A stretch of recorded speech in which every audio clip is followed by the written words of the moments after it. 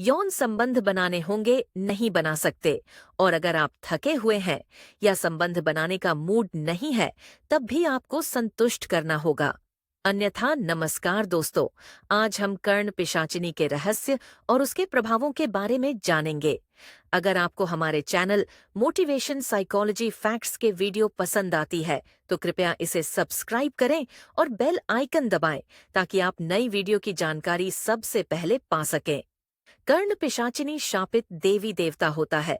एक बार इन देवताओं को श्राप लग जाने के बाद यह दोबारा देवता नहीं बनते हैं, यह कर्ण पिशाचिनी बन जाते हैं।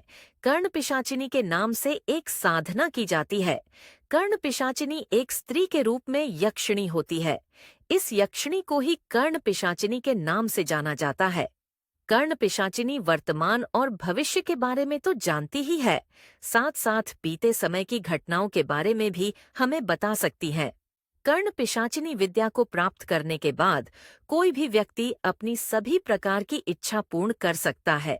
माना जाता है कि कर्ण पिशाच सिद्धि व तंत्र विद्या है, जिसमें हर सवाल का जवाब एक अलौकिक ताकत कान में आकर बता देती है, और यह जवाब सिर्फ उसी को सुनाई देता है जिसके पास यह विद्या होती है। इस विद्या को कर्ण पिशाचिनी विद्या के अलावा पिशाच विद्या या अंग्रेजी में नेक्रोलॉजी संगीत माना जाता है कि कर्ण पिशाचिनी सिद्धि को प्राप्त करने के लिए काफी कड़ी तपस्या करनी पड़ती है। इस सिद्धि को हासिल करने के लिए काफी कठिन साधना से होकर गुजरना होता है। लेकिन अगर एक बार इस सिद्धि को प्राप्त कर लिया जाए तो आप किसी दिव्य शक्ति से जब चाहे बात कर सकते हैं। साधक द्वारा इन अनुष्ठानों का पालन करने पर भी कर्ण पिशाचिनी की साधना का सफल होना निश्चित नहीं होता।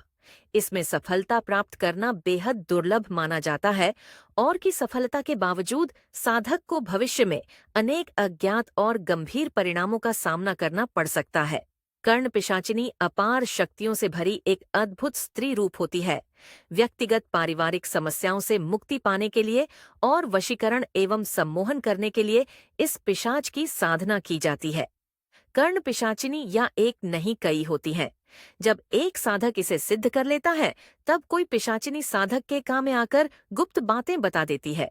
यह पिशाच सिद्ध तो जल्दी हो जाती है, लेकिन यह साधक से उम्मीद रखती है कि वह इस प्रयत्न के प्रति पूर्ण समर्पण और घोर आस्था के साथ रहे। यह प्रेतनी पिशाचिनी मरने के बाद साधक को अपने साथ पिशाच लोक में ले जाती है। इस लोक से इन पिशाच साधकों की मुक्ति महाप्रलय से पहले संभव नहीं है। कर्ण पिशाचिनी साधना एक बुरी भावना है जो साधक की इच्छा पूरी करती है, लेकिन बदले में वह अधिक चीजें लेती है। वह हमें वे चीजें देकर खुश होती है जिन पर हम तरस खाते हैं, लेकिन वह हमारी आत्मा छीन लेती है। आमतौर पर जो लोग कर्ण पिशाचिनी को प्राप्त कर लेते हैं, वे मृत्यु के बाद कभी नहीं जलते हैं और उनकी आत्मा प्रेत योनि में प्रवेश कर जाती है।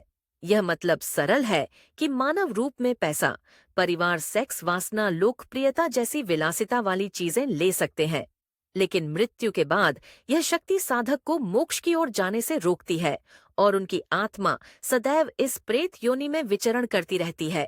एक बार जब आपकी साधना पूरी हो जाती है तो कर्ण पिशाचिनी आपके सामने आ जाती है। वह एक सुंदर और नग्न महिला की तरह होती है। वह आपके साथ यौन संबंध बनाने लगती है और हर रात ऐसा करना चाहती है। वह सुनिश्चित करती है कि आप अपने पूरे जीवन में किसी अन्य व्यक्ति को न छुए। अगर आप किसी और को छूते हैं तो वह अपना सिर काट लेती है और आपके सबसे बुरे सपने में बदल जाती है। संभोग के बदले में वह आपको व्यक्ति के अतीत, वर्तमान और भविष्य के बारे में सारी जानकारी देती है जो आपको चाहिए। आपको अपने पूरे जीवन में केवल कर्ण पिशाचिनी के साथ ही यौन संबंध बनाने होंगे। किसी अन्य महिला के साथ संबंध नहीं बना सकते, और अगर आप शादी करना चाहते हैं तो यह संभव नहीं है। अगर आप पहले से ही शादीशुदा हैं तो कर्ण पिशाच आपके साथी को मार सकती है। अगर आप थके हुए हैं या संबंध बनाने का मूड नहीं है, तब भी आपको कर्ण पिशाचिनी को संतुष्ट करना होगा। इससे कोई बच नहीं सकता।